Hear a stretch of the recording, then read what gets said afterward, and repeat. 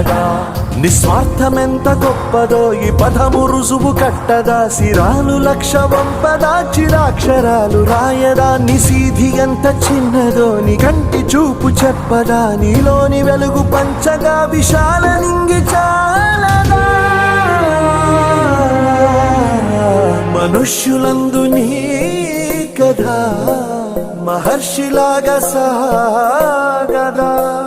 మనుష్యులందు నీ కథ మహర్షిలాగా సాగదా